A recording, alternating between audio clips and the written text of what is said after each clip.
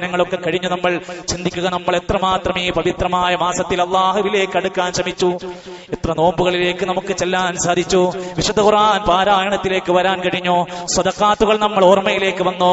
പവിത്രമായ മാസങ്ങളിൽ ഒരെണ്ണമായി ഒന്നാമത്തെ മാസമായി എണ്ണുമ്പോ ആ പവിത്രതയെ നമ്മൾ ഉൾക്കൊള്ളാനാണ് റസൂലുള്ളാഹി സ്വല്ലല്ലാഹു അലൈഹി വസല്ലം പഠിപ്പിച്ചത്. അഫ്ളലുസ് സിയാമി ബഅദ റമളാൻ ശഹ്റുല്ലാഹിൽ മുഹറം.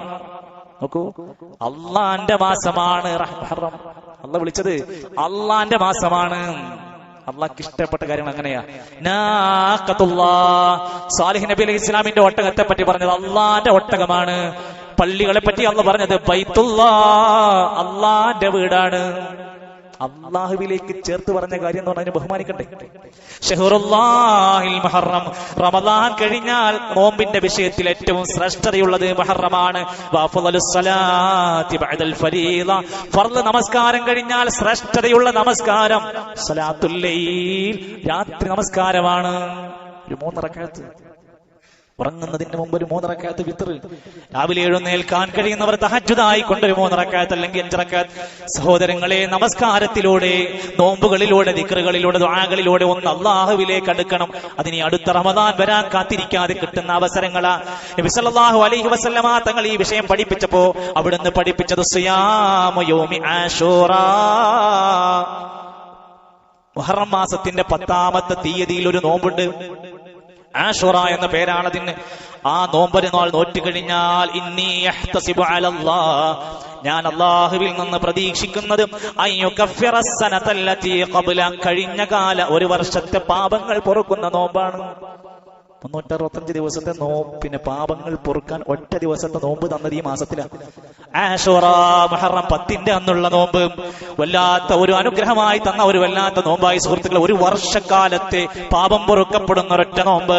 സാധാരണഗതിയിൽ ഏതെങ്കിലും ഒരു ദിവസം ഒരു വിശ്വാസി നോമ്പ് നോറ്റാൽ, മുഹറാവണ്ട, ഏതെങ്കിലും ഒരു ദിവസം നോമ്പ് നോറ്റാൽ, മൻസാമ യൗമൻ ഫീ സബീലില്ലാഹ്, അല്ലാഹുവിന്റെ മാർഗ്ഗത്തിൽ ഒരു ദിവസം നോമ്പ് നോറ്റാൽ, ബഅദല്ലാഹു വജ്ഹഹു അനിന്നാ 70 വർഷക്കാലം നരകത്തിൽ നിന്ന് അള്ളാഹു ആ മനുഷ്യനെ അകറ്റി മാറ്റും.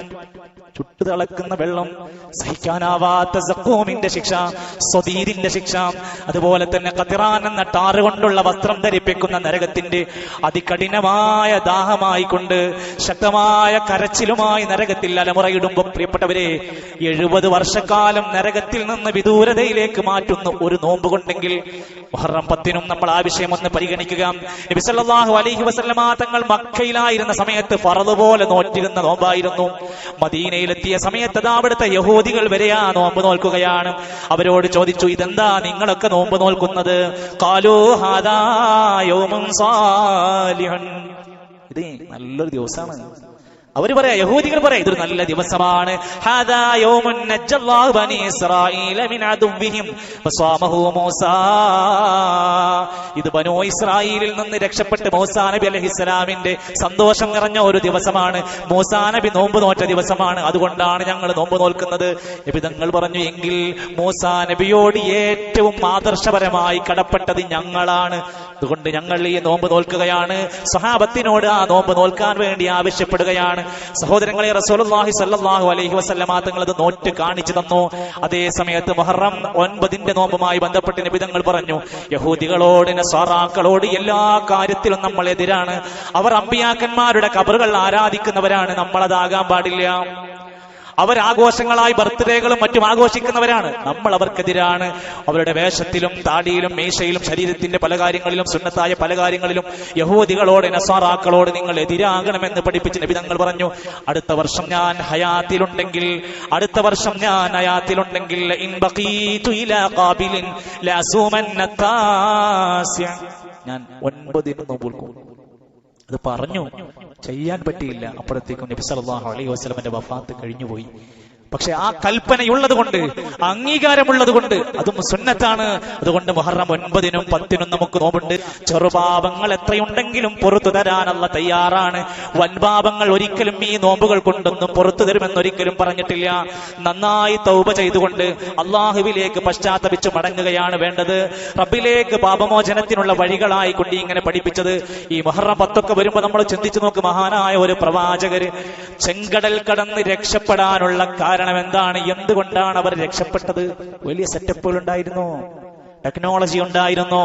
വലിയ മിഷൻ എന്തെങ്കിലും കണ്ടുപിടിച്ചിരുന്നോ? സുഹൃത്തുക്കളെ, ഞാൻ എന്റെ റബ്ബിലിതാ റബ്ബി ഇന്നി ആമൻത്, ഞാൻ എന്റെ റബ്ബിൽ വിശ്വസിച്ചിരിക്കുന്നു.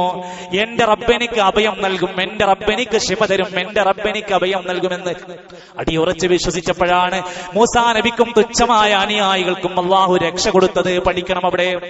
അദ്ദേഹത്തിന് അള്ളാഹുവിലുണ്ടായ അചഞ്ചലമായ വിശ്വാസമാണ് ആ രക്ഷയ്ക്ക് കാരണമായത്. ഒരിക്കലും പിളരാത്ത ഒരു സമുദ്രം 2 ഭാഗമായി പിളർന്ന് മുഅ്മിനീങ്ങളെ അള്ളാഹു സഹായിച്ചുവെങ്കിൽ എല്ലാ കാലത്തും മുഅ്മിനീങ്ങൾക്ക് ഈ സഹായം കിട്ടാനുള്ള മാനദണ്ഡം അള്ളാഹുവിൽ നന്നായി തവക്കുലാക്കലാണ്. അള്ളാഹുവിന്റെ പ്രവാചകന്മാര് പഠിപ്പിച്ച വിശ്വാസം പഠിക്കലും മുറുകെ പിടിക്കലാണ്.